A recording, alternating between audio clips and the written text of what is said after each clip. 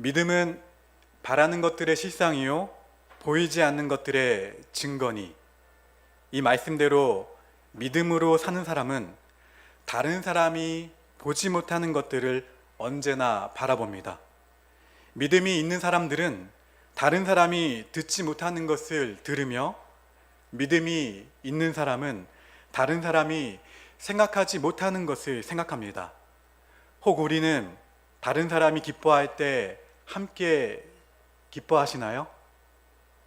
다른 사람이 절망할 때 함께 절망하고, 다른 사람이 분노할 때 함께 분노하고, 다른 사람이 슬퍼할 때 함께 슬퍼하는 정도로 만족해야 하는 그리스도인이 아닌지 자신을 돌아봐야 합니다. 하나님이 원하시는 그리스도인은 더 한 발자국 나아가야 됩니다. 믿음으로 바라보고, 믿음으로 듣고, 믿음으로 경청하는데 신앙의 터가 있는 것입니다. 믿음은 언제나 깊은 것을 바라봅니다. 겉으로 나타나는 일들 가운데에서 숨어있는 하나님의 섭리를 바라봅니다. 늘 하나님이 하실 일들을 바라본다는 거죠. 지금 이 시간에 경험하는 사건만 바라보는 것이 아니라 이 다음에 생길 일, 1년 후, 5년 후, 10년 후를 내다봅니다. 아니 더 먼 미래를 바라봅니다.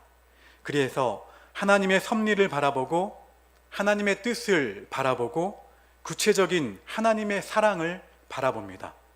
바로 이런 사람이 참 그리스도인이라 말할 수 있습니다. 성경 주석가인 윌리엄 바클레이 목사님은 많은 저서를 남겼는데요, 그 목사님은 성경을 연구하기 위해 팔레스타인을 무려 100번이나 여행을 했다고 합니다. 그래서 사람들은 이 목사님을 확실한 고증과 증거로 성경을 해석한 훌륭한 학자로 높이 평가하고 있습니다.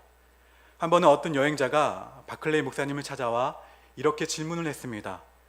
당신은 어떻게 그렇게 귀한 책들을 많이 쓸 수 있었습니까?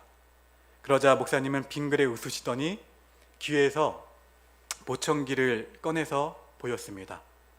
나는 이 보청기가 없으면 전화벨 소리조차 들을 수 없을 정도로 귀가 어둡습니다. 이것을 빼놓고 앉아 있으면 아무 소리도 들을 수 없습니다. 덕분에 저는 열심히 책을 들여다볼 수 있습니다. 성경을 더 자세히 볼 수 있고 집중적으로 연구에 몰두할 수 있습니다. 저는 언제나 밤 10시부터 새벽 2시까지 글을 씁니다. 그리고 제가 출강하는 어느 대학이나 강의에도 결코 강의를 걸은 적이 없습니다. 성도 여러분, 우리가 당하는 어려운 일, 우리가 당하는 불행한 일들을 통해 하나님의 음성을 들을 줄 알아야 됩니다. 그것을 통해 하나님의 뜻을 찾고 하나님의 섭리와 하나님의 역사를 바라봐야 될 줄로 믿습니다.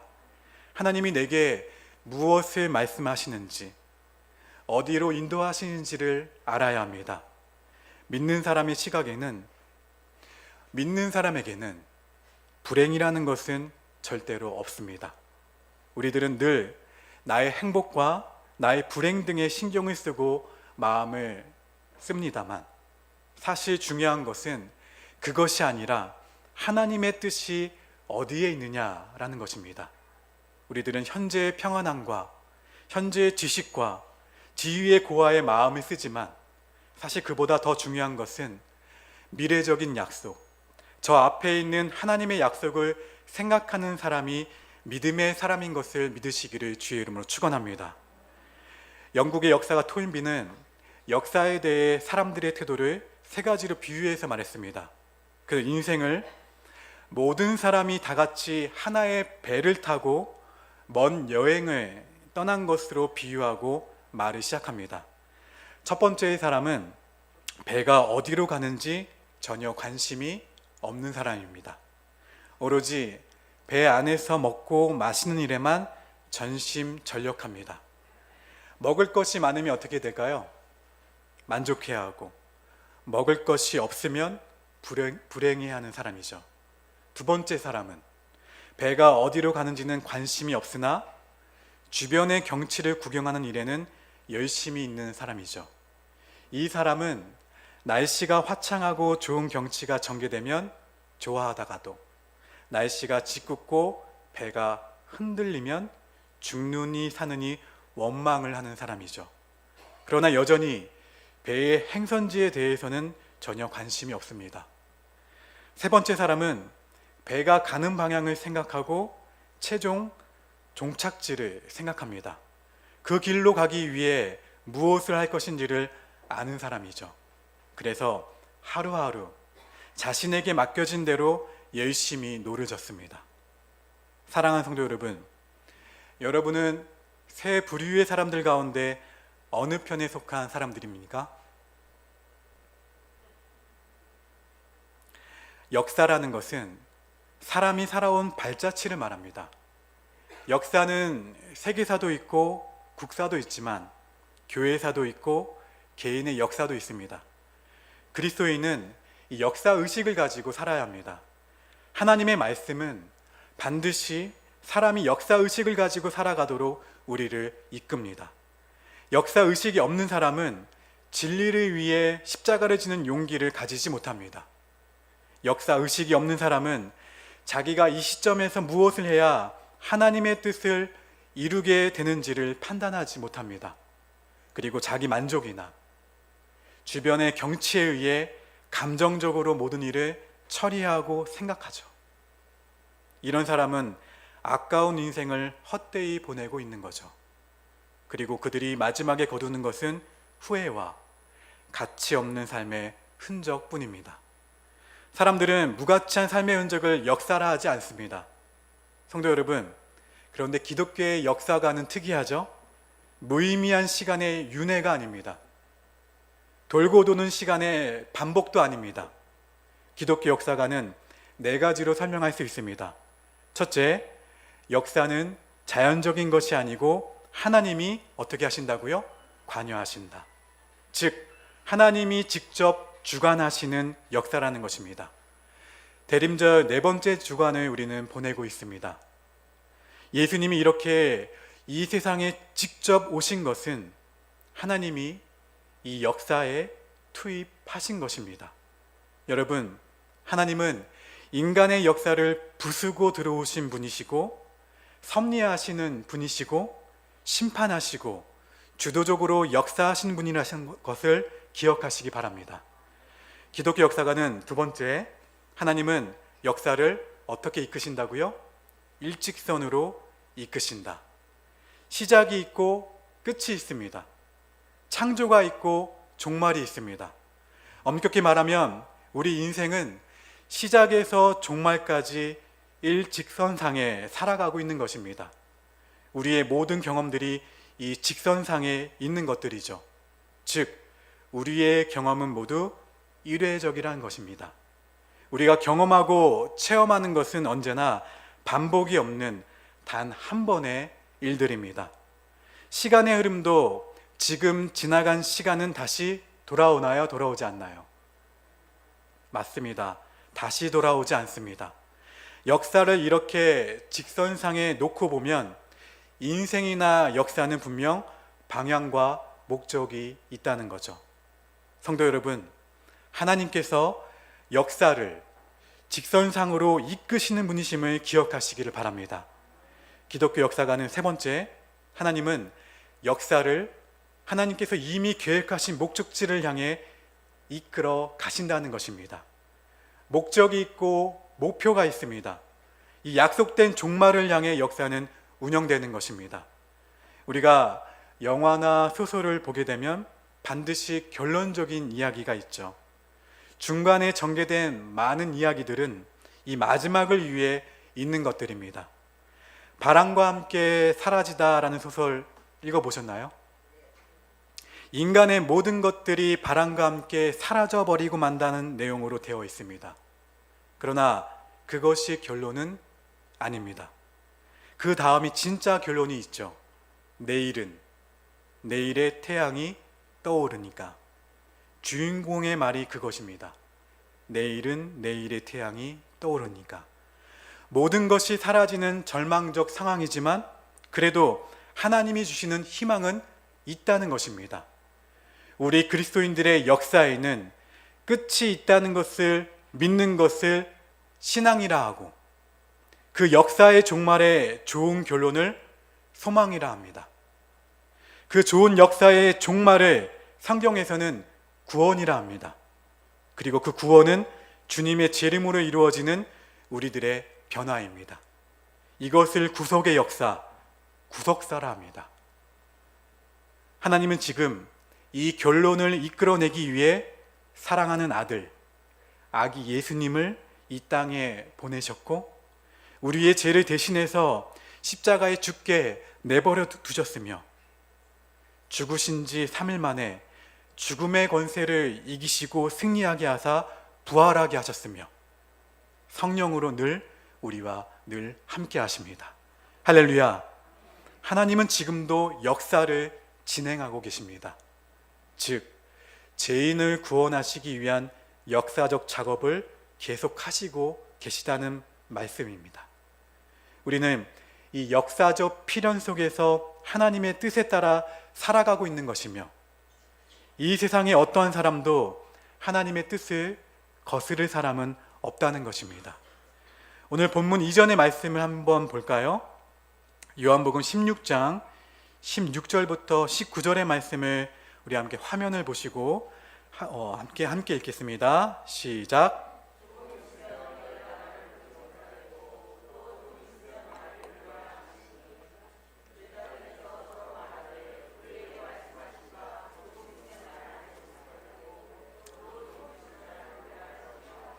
또 내가 아버지께로 가미라 하신 것이 무슨 말씀이냐 하고, 또 말하되 조금 있으면이라 하신 말씀이 무슨 말씀이냐, 무엇을 말씀하시는지 알지 못하노라 하거늘, 예수께서 그 묻고자 함을 아시고 이르시되 내 말이 조금 있으면 나를 보지 못하겠고 또 조금 있으면 나를 보리라 하므로 서로 문의하느냐.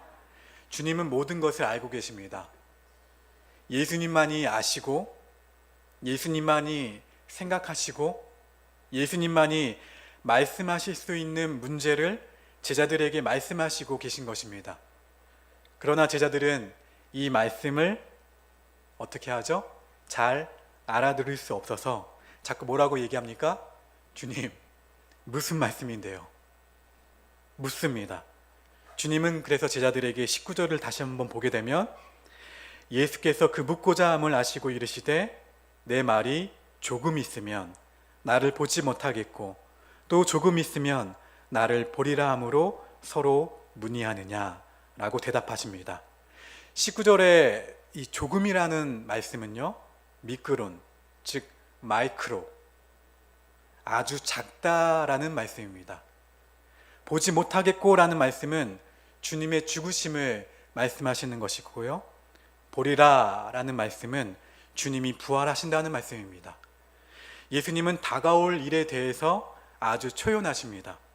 그것이 십자가의 중한 고초요 죽음이라고 해도 조금 있으면 그것을 이기시고 부활하실 것을 아시기 때문입니다. 주님의 현재는 십자가의 고난이지만 주님의 장래는 부활의 영광입니다. 사랑하는 성도 여러분, 이것은 우리들의 현재와 미래이기도 합니다. 그리고 예수님의 제자들의 현실과 미래이기도 합니다. 우리의 현실은 여전히 고통이 있고 여전히 소원이 있지만 우리들의 장래는 완전한 구원과 행복이 있습니다. 소원이 아니라 그 소원이 완벽하게 이루어진 영광입니다. 그리스도의 재림은 그러한 의미를 가집니다. 우리들의 역사는 그렇게 전개되도록 하나님이 진행하고 계신다는 것을 믿으시기를 축원합니다. 그러므로 예수 그리스도나 제자들이나 우리들의 고난은 장차 올 영광으로 흡수되어 버립니다. 이 점에 대해서 사도 바울은 로마서 8장 18절에서 이렇게 고백합니다. 함께 읽습니다. 생각하건대 현재의 고난은 장차 우리에게 나타날 영광과 비교할 수 없도다. 그리고 로마서 2장 7절에서는 사도 바울은 이렇게 고백합니다. 함께 읽습니다. 참고 선을 행하여 영광과 존귀와 썩지 아니함을 구하는 자에게는 영생으로 하시고, 그리고 사도 바울은 로마서 2장 10절에서는 이렇게 고백합니다. 선을 행하는 각 사람에게는 영광과 존귀와 평강이 있으리니 먼저는 유대인에게요 그리고 헬라인에게라. 아멘. 우리를 위해 이 땅에 아기 예수님으로 오신 예수 그리스도, 고난을 당하시기 전에 주님을 생각해 봅니다. 아무리 세상이 썩고 부패했다고 해도 하나님인 예수님을 잡아 죽일 만큼 썩었다고는 할 수 없을 것입니다. 그러나 실제로 예수님에게 상상할 수 없는 모순과 부조리의 사건이 생겼습니다. 흑암 중에 있는 그 백성들을 구원하시기 위해 오신 빛된 그리스도, 그 예수 그리스도를 그 백성들이 죽였습니다.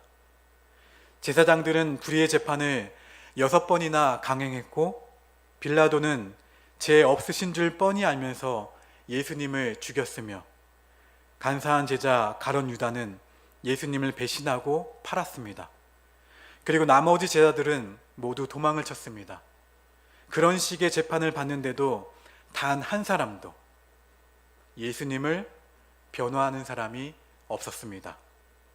그렇게 많은 사람에게 아기 예수님께서 이 땅에 오셔서 많은 은혜를 끼쳤는데도, 그렇게 많은 사람들에게 예수님은 배신을 당하신 것입니다. 심지어 어떤 제자들은 예수님과 함께 기도조차도 하지 못했습니다. 흑암의 세력들인 마귀가 총동원이 되어서 엄청난 축제를 한 날이죠. 그러나 예수님은 태어나십니다. 그리고 오히려 울며 따라오는 여인들을 위로하십니다. 그들의 장례를 걱정하십니다. 그리고 당신의 문제에 대해서는 마가복음 14장 36절에서 이르시되 아빠 아버지여, 아버지께는 모든 것이 가능하오니 이 잔을 내게서 옮기시옵소서. 그러나 나의 원대로 마시옵고 아버지의 원대로 하옵소서. 요한복음 18장 11절에서는 예수께서 베드로더러 이르시되 칼을 칼집에 꽂으라. 아버지께서 주신 잔을 내가 마시지 아니하겠느냐. 주님의 십자가의 죽으심은 종교적으로, 도덕적으로, 정치적으로, 경제적으로, 지식적으로, 사회적으로, 심리학적으로도 모두 모순입니다. 세상에는 이러한 일도 있을 수 있구나 할 어처구니 없는 일이죠. 그럼에도 불구하고 주님은 아기 예수님으로 오셔서 끝내 공생애를 보내시고 십자가를 지십니다.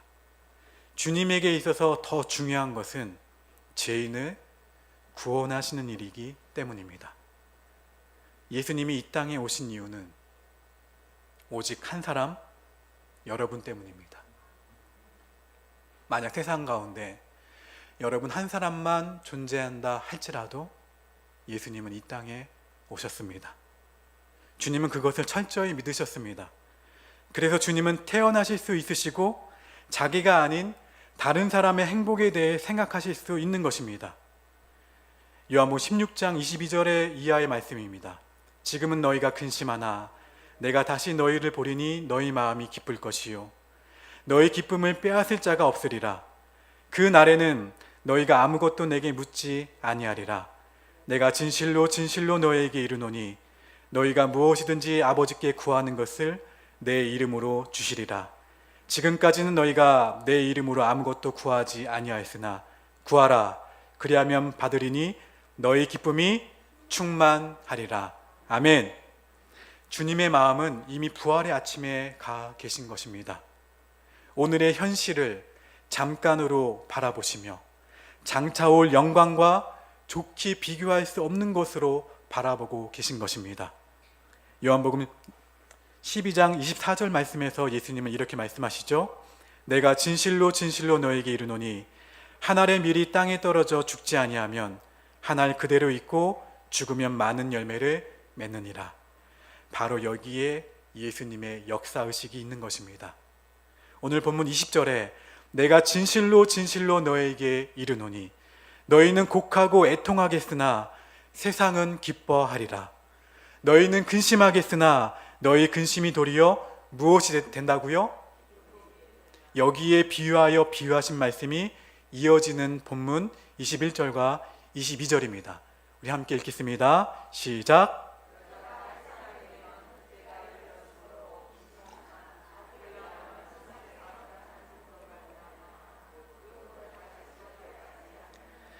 지금은 너희가 근심하나 내가 다시 너희를 보리니 너희 마음이 기쁠 것이요 너희 기쁨을 할렐루야 너희 기쁨을 빼앗을 자가 없으리라.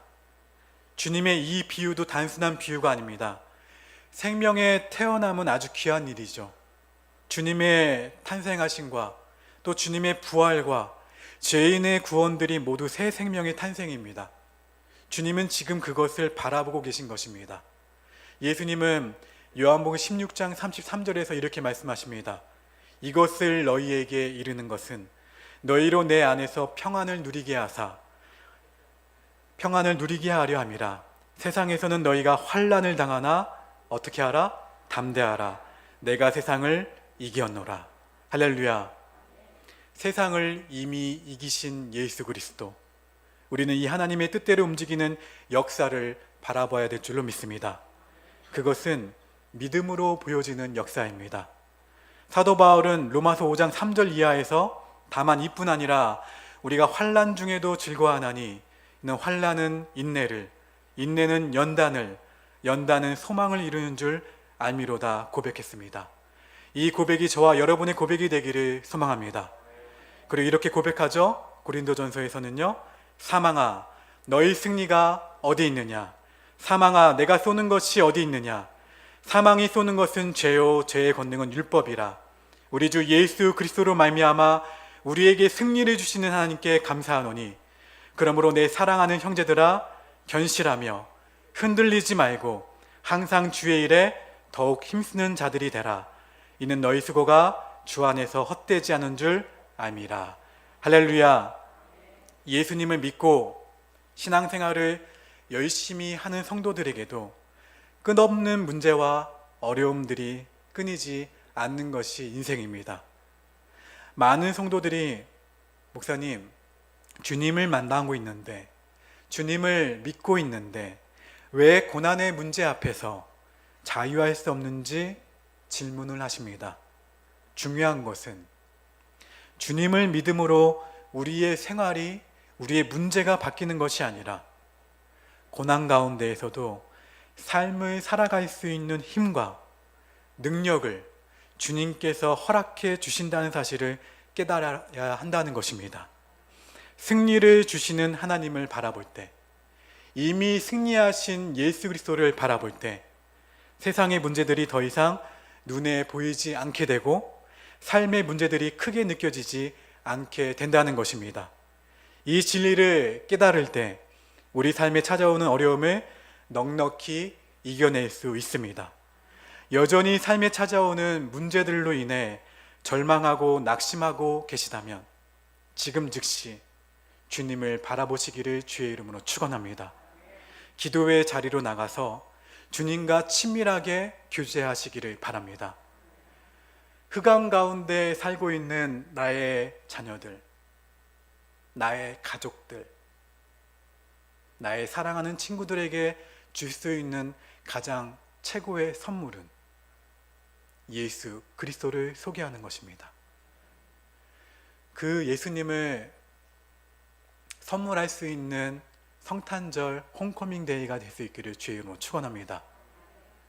가장 좋은 선물은 이것입니다. 가수 나얼 아시나요? 가수 나얼이 전도를 많이 하고 있습니다. 그래서 기독교 매체가 이렇게 질문을 했다고 해요. 왜 전도를 하십니까? 왜 많은 사람들을 전도하려 합니까? 가수 나얼이 이렇게 대답했다고 합니다. 당신을, 따라 하실까요? 당신을 영원히 보기 위함입니다. 당신을 영원히 보기 위한 가장 소중한 선물, 주저하지 마시고 늦추지 마시고 돌아오는 성탄 주일에 많은 가족들을 주님의 가운데로 초대하시기를 주의 이름으로 축원합니다. 저를 따라서 한번 또 서로를 격려해 보실까요? 한 해 동안 고생 많으셨습니다. 앞뒤 자화분들 한 해 동안 고생 많으셨습니다. 당신의 사랑과 헌신에 감사드립니다. 하나님의 기쁨으로 살아가게 하시니 감사합니다. 결국 우리 안에 남는 단어는요, 파도와 같았던 여러 상황들이 아니라 감사와 기쁨입니다. 우리 모두의 삶에, 특별히 대림절과 성탄절기에 사랑하는 우리의 목원들, 성도님들, 집사님, 권사님, 장로님, 목사님들의 삶에 주님만 선명하게 남게 되기를 주의 이름으로 축원합니다. 오늘 말씀을 기억하시면서 우리의 신앙의 고백을 담아 함께 찬양하겠습니다.